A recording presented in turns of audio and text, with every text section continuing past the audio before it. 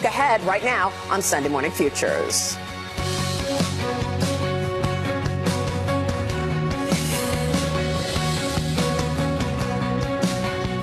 Advisor Michael Flynn set to be sentenced this Tuesday for lying to the FBI. It comes as the special counsel sharply rebukes Flynn's legal team for suggesting that federal agents manipulated him into not telling the truth. This amid growing questions over how the FBI handled that interview. Joining me right now in an exclusive interview from the World Ag Expo in Tulare, California, is House Intelligence Committee Chairman Devin Nunes. Mr. Chairman, it's good to see you this morning. Thanks very much for joining us. Thank you, Maria. It's great to be here with you. A lot to talk about in this upcoming week, as we know that Jim Comey, Loretta Lynch is headed to the Hill to testify, potentially Rod Rosenstein. I want to get your thoughts on all of that. But first, we heard about the sentencing for Michael Flynn. He will be sentenced this week, but there's a lot of debate on whether or not the conduct that the FBI did in terms of getting him to say he lied was really not good conduct. Tell me about that. There was a Wall Street Journal op-ed, and they said it was entrapment, that Michael Flynn was trapped into saying that he broke the law. Your reaction? Well, I think what was likely is that General Flynn was just out of money. If you look at some of the documentation that's come out in the last week, I think most notable is the one line that says that General Flynn actually knew that the agents must have had the transcripts. So look, General Flynn is the former head of the DIA. He, 30 years in military service. He has to know when the agents start to talk about his conversations with the Russian ambassador that they have the transcripts. Not to mention that, remember, that some of that had already leaked out. So General Flynn knows that they have the transcripts. So why is General Flynn going to lie about something that he knows they have exactly what he said? And it never made any sense from the beginning. I think what the more likely scenario is that General Flynn was out of money. How do we know that? Not because he's told me, but because he had to sell his house to pay his legal bills. And then what you've seen is, even though it's been a year basically since he said, look, fine, I lied to you guys, you can bust me on this, knowing that he's not going to get any jail time, Mueller then comes out, says, oh, we're not going to give this guy any jail time. Well, knowing that for all this time, likely this was just a way for General Flynn to just end the investigation against him. Because other people were speculating that maybe he was worried that they would throw the book at his son, that basically they put him in a corner and coerced him into saying things like, I lied and broke the law. That's the way the Wall Street Journal writes it. The Journal editorial put out an article last week titled The Flynn Entrapment. And it reads in part this: not a rich man after decades in uniform, Mr. Flynn pleaded guilty to avoid bankruptcy and spare his son from becoming a legal target. Mr. Flynn's filing does not take issue with the description of his offense, but the additional facts the Flynn defense team flags for the court raises doubts about FBI conduct. You've been investigating the FBI and the Department of Justice this entire year. What's your reaction to their conduct? Well, one of the things is that we were actually never able to interview the second FBI agent that was there in the interview. We have Chuck Grassley, Senator Grassley, and his team have been asking to get the original FBI reports that came out of that Flynn interview. So there's so much that's out there that we need to know still, that I am really hopeful that the judge didn't just receive this interview with Peter Strzok that you saw that he got on Friday afternoon. I really do hope that he actually got all the memorandums, all the memos, everything that was written after that, because it was clear from all of our investigation that we have done that that the FBI agents who had interviewed Flynn did not think that General Flynn was lying, and then it doesn't pass a simple straight face test that General Flynn would lie when he knows that they have the transcripts of his conversation with the Russian ambassador. Yeah, I want to get back to that, because it appears that Robert Mueller scrubbed the phones, and we don't know what other texts are out there. But Jim Comey suggested that he took advantage of what he perceived as a disorganized administration. And he basically said the way we questioned Flynn was different than anything in the past. Watch this most recent interview. This is back on December 9th at the 92nd Street Y with James Comey. Watch. Something I probably wouldn't have done or maybe gotten away with in a more organized investigation, a more organized administration, in the George W. Bush administration, for example, or the Obama administration. In both of those administrations, there was process. And so if the FBI wanted to send agents into the White House itself to interview a senior official, you would work through the White House counsel, and there'd be discussions and approvals and who would be there. And I thought, it's early enough, let's just send a couple guys over.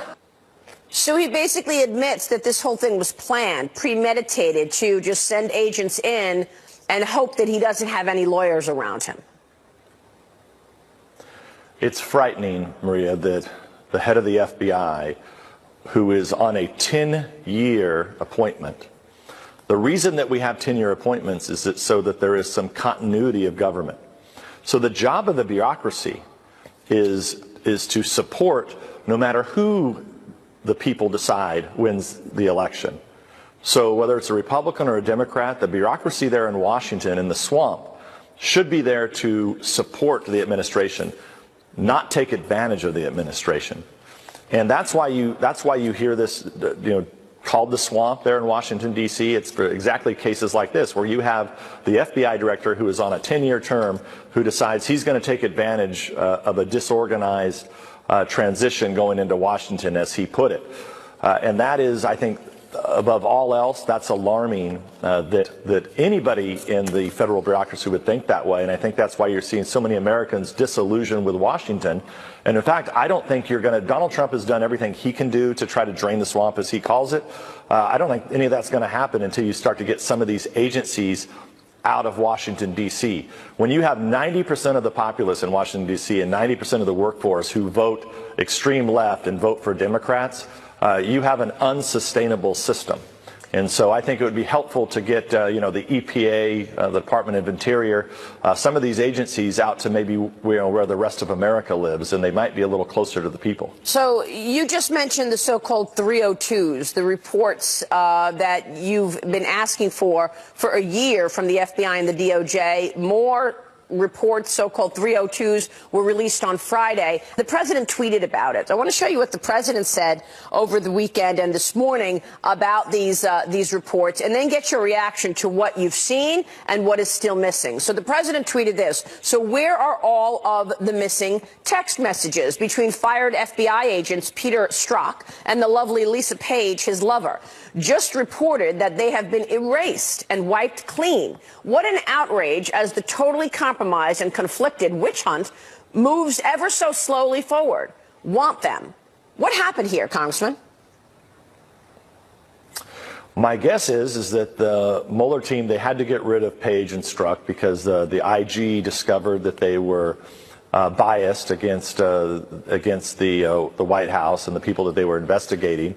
And so I think it was a simple matter of what we've seen DOA and FBI do in numerous cases here, is that they quickly moved to hide the ball and cover up their tracks, hoping that no one would actually catch them in this. And the fact that you have two biased agents and you would erase any of their phones, what should have immediately happened is those phones, any dedicated public servant would have said, look, I'm not going to obstruct any investigation. These employees did wrong.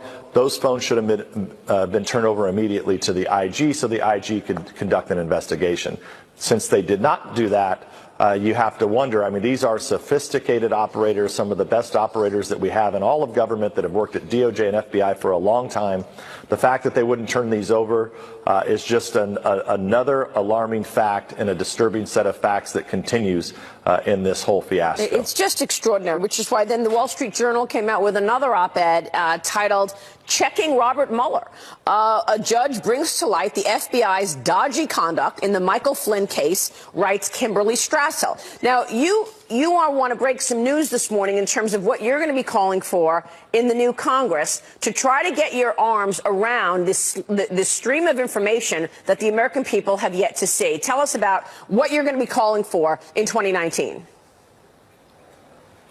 Well, thank you, Maria. And as you know, I've said this here in the last month, actually a couple of months, our investigation is essentially over.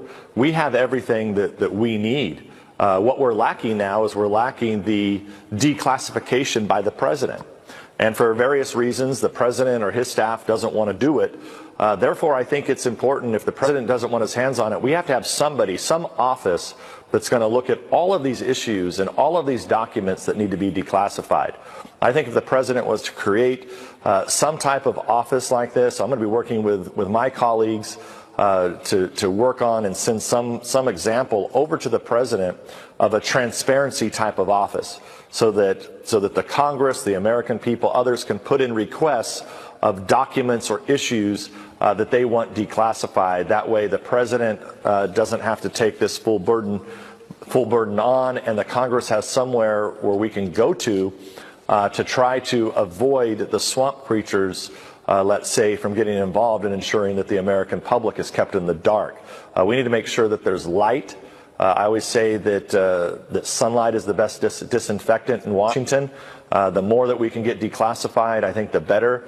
And I think an easy way to do it is to create an office that actually just works directly under the White House, that specializes in evaluating this documentation to get and errs on the side of the more sunlight, the better, to make sure that everything that we want declassified gets declassified. Well, we've spoken with you all year as you have been doing this investigation into the FBI's handling of this probe into the Trump campaign and potential collusion, alongside the investigation of Hillary Clinton's emails. And we know that Robert Mueller was running the FBI during the time that the Clinton Global Initiative was operating. Now you've got whistleblowers coming out on the Clinton Global Initiative and the Clinton Foundation.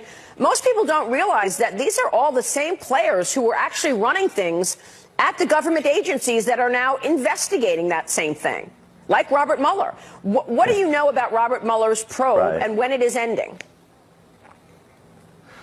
Well, I have no idea when it's ending. I've said this for months now, it needs to end soon because it's destroying America.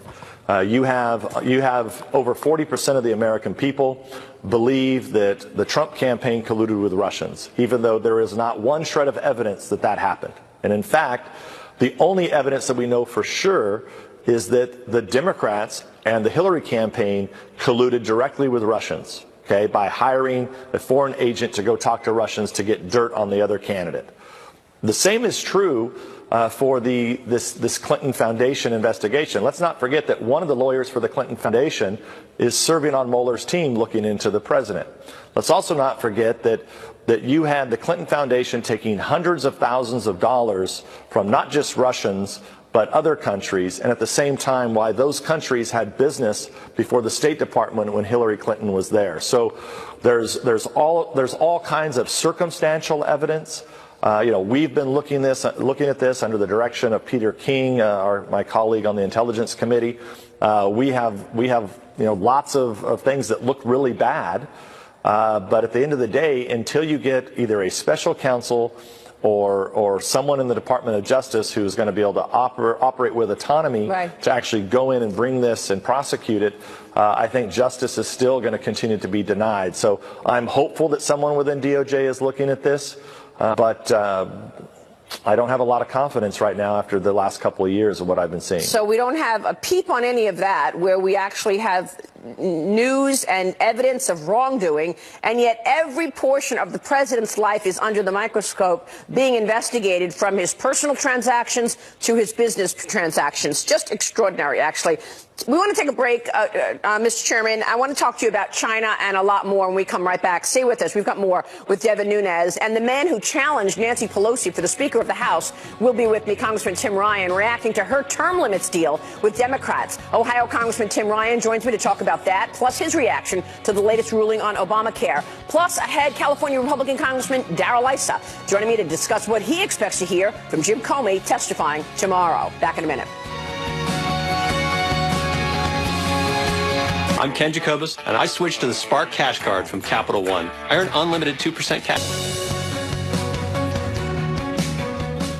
Welcome back. I'm back with House Intelligence Committee Chairman Devin Nunes. And Mr. Chairman, I want to get your thoughts on China. We've spoken a number of times on this program with you about how China is using its economic power and putting it on its military complex. Tell us what China is doing with regard to espionage in America.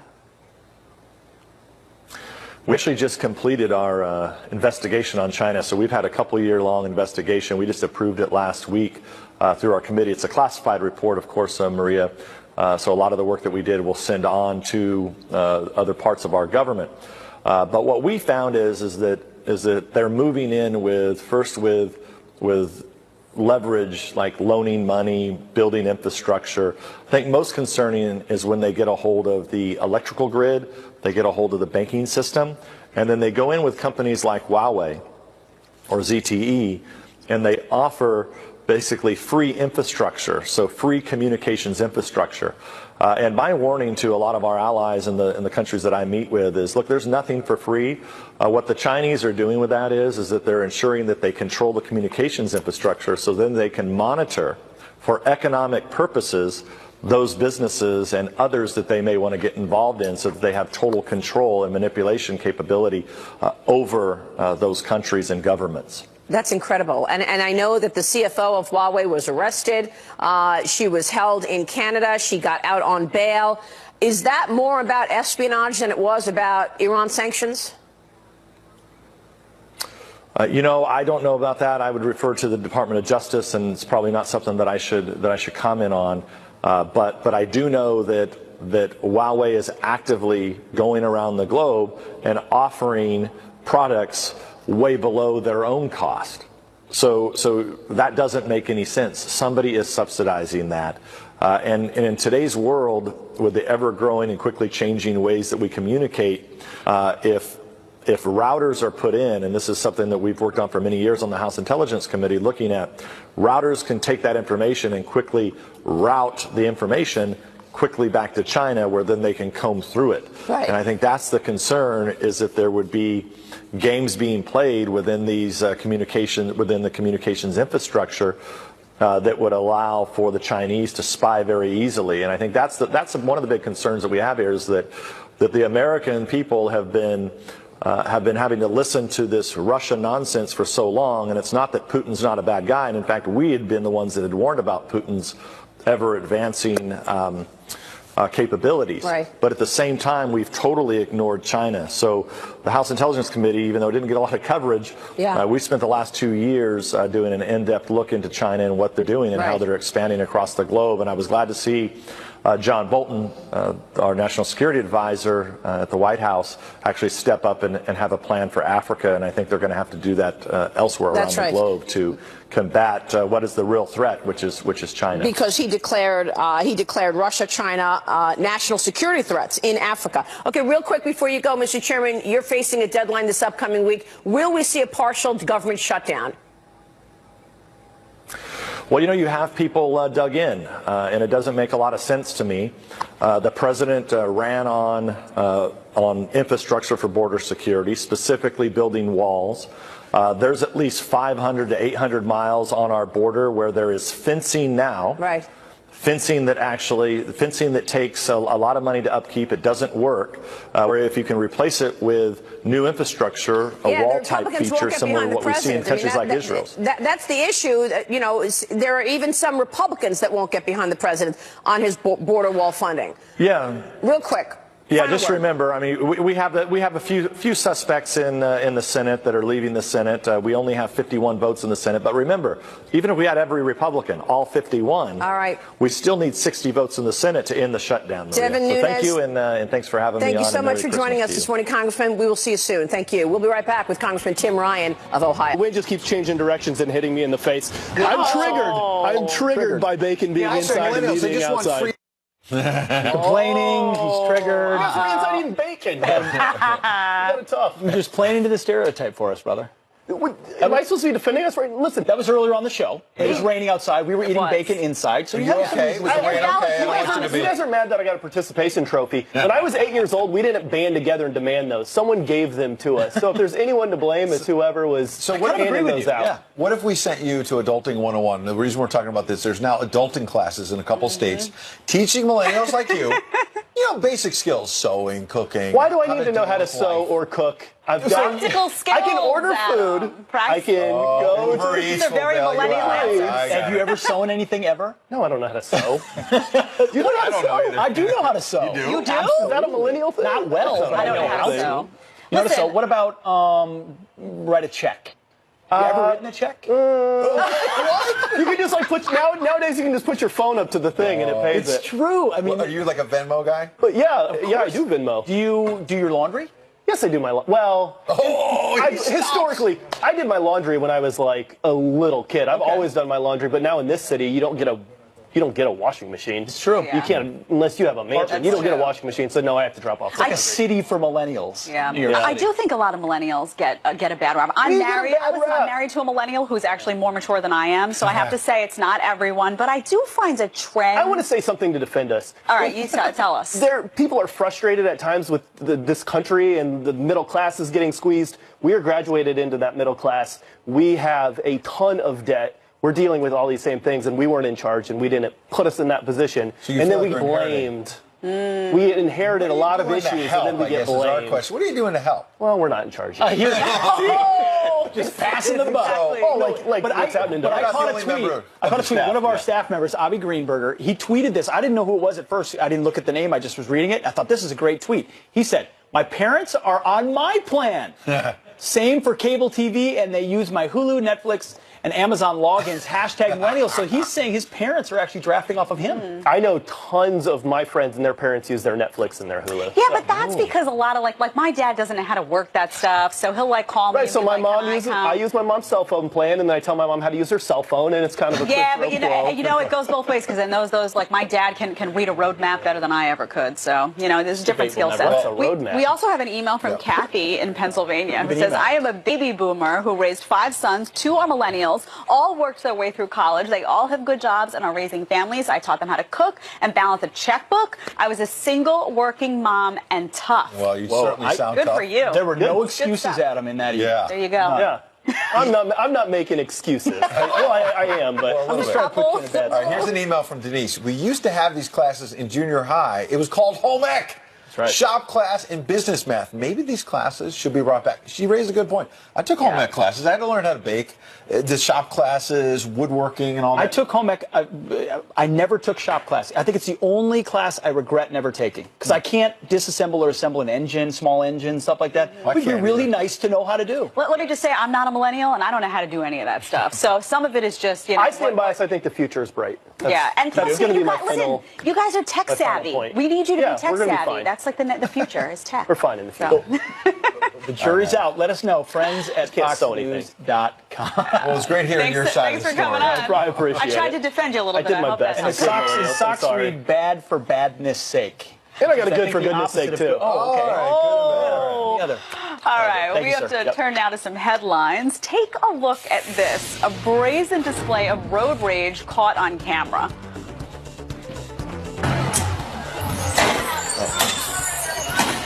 Ya cálmese. A woman took a metal pole to a Volkswagen in Mexico. She then drives her car right at it. She's been nicknamed Lady Loca online.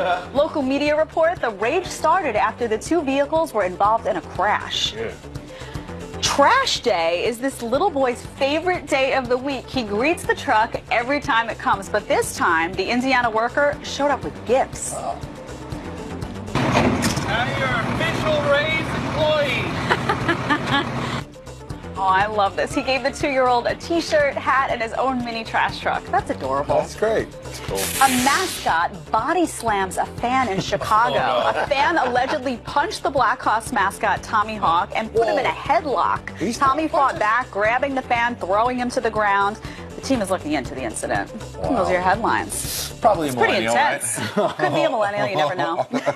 Everyone thinks the mascot is open game, fair game, but no. No. Sometimes they fight back. That's true. Just like Adam, just punch back at us? Yeah, you got to fight back sometimes. The mascot get him on here and defend himself. Hopefully I did it okay with millennials. I was here defending millennials so hard, guys, that I left my clicker, and now I'm not going to be able to do my job very well. It's kind of hilarious, maybe. Another excuse. Yeah. But I do have the graph that sets up the storm that we've been seeing here along the East Coast. Actually flooding in the Mid-Atlantic yesterday. This system now moving up into New York, eventually here into New England. The backside of this system, it's going to get some cold air wrap around it. I do think inland communities, upstate New York, if you're running up into Maine, these are all going to be areas that see a little bit of snow with this. I've been getting a lot of questions online. Are we going to see a white Christmas? Still 9 days out, so a little bit too early to know that, guys. but we're beginning to see some cold weather move in, at least here across the upper portions of the country in the next couple of days. So it turns out you are kind of resourceful. There you go. You got to do what you got to do. You got it done. And he does his more job with less. well. That's what we do. I like it. Adam, thank you. Yep. Thank you. All right. All right, well, the showdown heating up over Obamacare. So what happens next? We've got Maria Bartiromo here to tell us about it, coming up live. Plus, 'tis the season to deck the halls. So what do your decorations say about you? We've got some keen analysis straight ahead. I really want my house to be seen from space. The service will be available at 2,000 locations nationwide. It's too difficult for you to walk to Starbucks. The chain battles a slowdown in sales. Starbucks is teaming up with Uber Eats and expects to roll out Uber Drinks, is what it is, service by next summer. Adam will be ordering. And Hasbro is dishing out a tasty new version of Monopoly. Instead of buying up real estate, players buy up different kinds of pizza. The game even comes in a pizza box, and it went on sale on Friday. Sounds like a perfect segment for Fox and Friends next week. Yeah, we'll be all over it, I guarantee you. All right, the president outlining his vision for health care reform after a federal judge strikes down former President Obama's signature health care law, setting up yet another showdown. I believe we're going to get really good health care. If the Republicans and the Democrats get together, we are going to end up with incredible health care, which is the way it should have been from day one. And it's going to happen. It now has a chance to happen.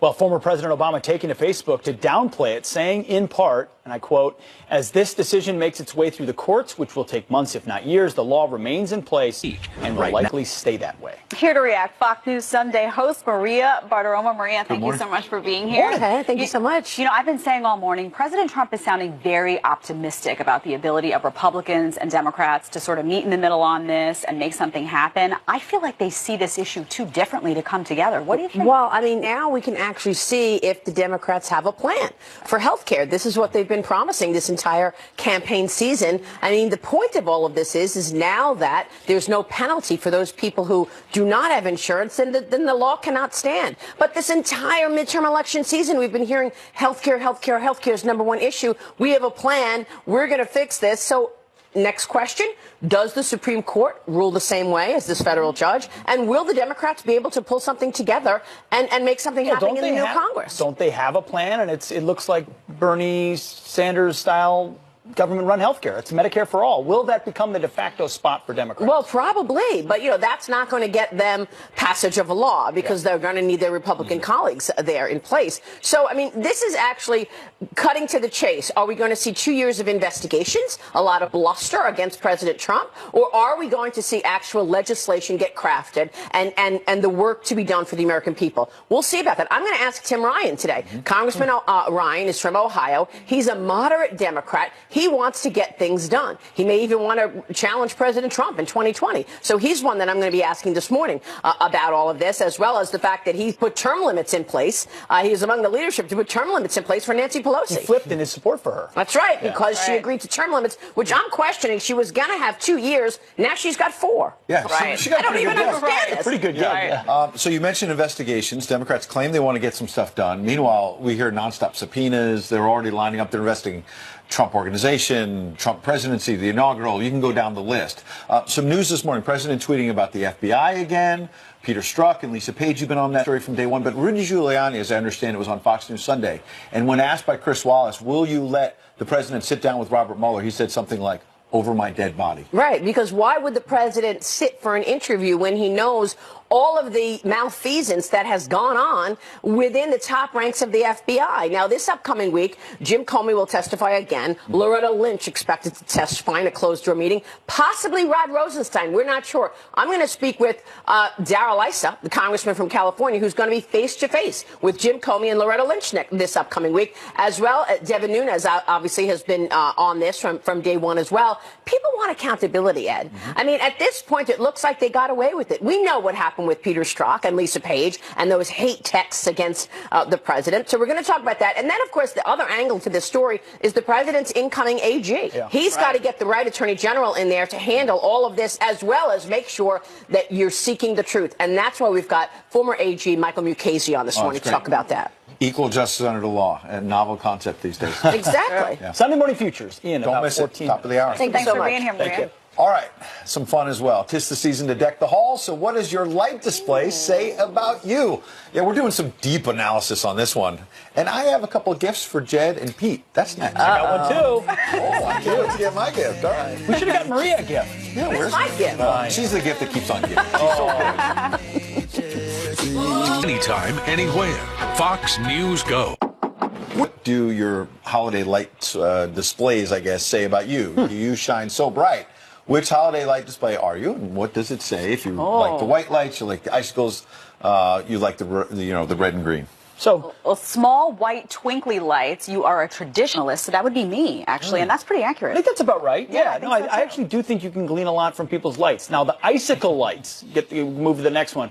You know what you like, and your car is really clean. So Really? Is that you, or? apparently, no, that's not me. I mean, my car is clean, but I'm not an icicle lights guy. Yeah, I like the multicolored ones. Oh, But the well, wall, you can see it. a single outline of the garage door. You're spending Christmas Day with your parents. Does that tie back to the millennial segment? I'm not sure. Might be. I And want to then- do something, but I'm doing a little. What is Absolute chaos. Oh, it's That's like what the wild lights Lot of everywhere, a lot of lights. You've got colors. little You know, Santa everyone in Claus the out neighborhood. That would there. be you, Ed, Yeah. actually. Well, I got this. I took out my pocket square and I put in some lights here because Yeah. I don't know if you can see them that well. They're not that bright. Oh wait. Oh, if I stand there we go. Don't you let the Oh, banner you block. can got the kind of see them. traditional You can one. kind of see them. Pretty I nice. like all the different lights. He's always got maybe I like flair. absolute chaos. I like absolute chaos. He's a white lights guy, you know, establishment. Hey, I'm not established, but I like white lights. Yeah. You're the exception to the rule. There you Ed's the go. rule. Oh, here we go. We have photos from viewers, actually. We have a photo from Al.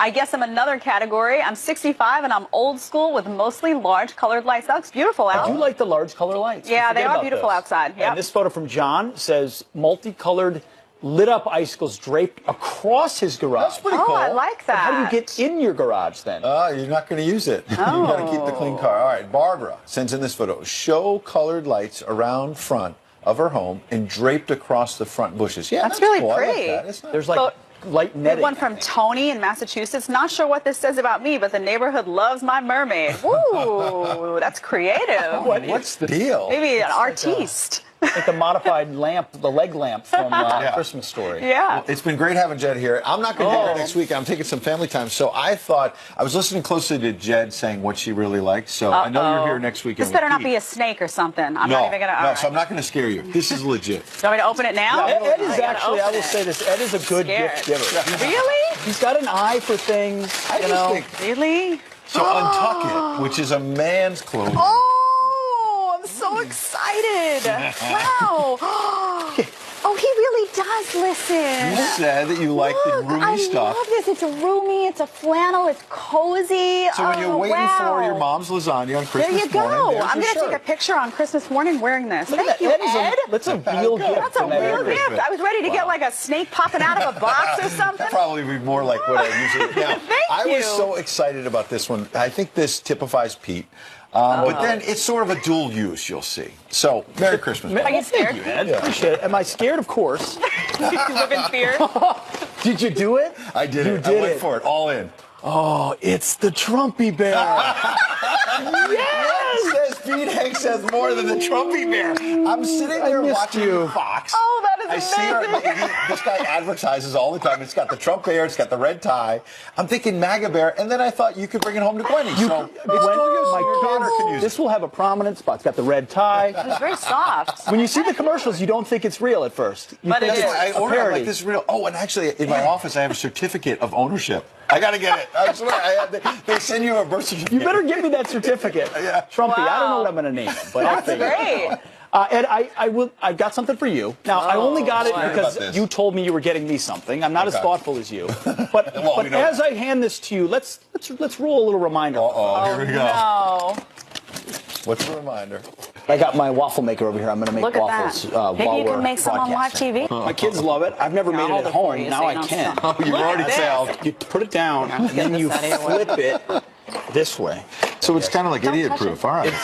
Yeah, maybe not. maybe not. Ed, you accused me. Go ahead and open it. You accused me of stealing the waffle maker. I do remember that. No, I don't. Yes, you did. Are you talking about is this regifted? I didn't say anything like that. You regifted the waffle maker. And I'm a witness to that accusation. Not only did I regift it, but it hasn't been cleaned. Oh, wait. So it's a dirty waffle maker? It's got I'm surprised the original... there's not like a stale waffle in there. But you can use it. It works great. Really? This is your gift? Yes, it's journalist proof. It works great. That is my gift. Do you think... I think you did better. Is the president a regifter? There's waffle residue on the back. I'm not exaggerating. I'm really disappointed. I mean, I don't know how else to express this. I mean, you were out there with Kate, one of our producers, like... I know. I was like, hey, we got to do it. I'm like, okay, I thought this was... I thought you were getting something real good. I know. A used waffle maker? I give love to you every week. I love you every day. And so I feel like Christmas is just another excuse to do something. Listen, they're playing a slow song. It's like a love song. Great. All right, more Fox and Friends moments away. I'm very happy. You're that guy who takes a great gift and then re-gifts. We got a viewer email, though, from Gino. I don't know what it says. Pete. Oh, I'm disappointed in you. That was a terrible gift. Gino, I love you. Sorry, Gino. But I did. Well, I'll give Ed credit. I actually noticed there's a zipper on the back of the Trumpy Bear. Look at that. There's an American flag. He's got a flag. He's a patriot. Cape. Look at that. Superhero. FoxandFriends.com for the after the show. Ed, best gift ever. That's awesome. Have a great Sunday, everybody. Merry Christmas.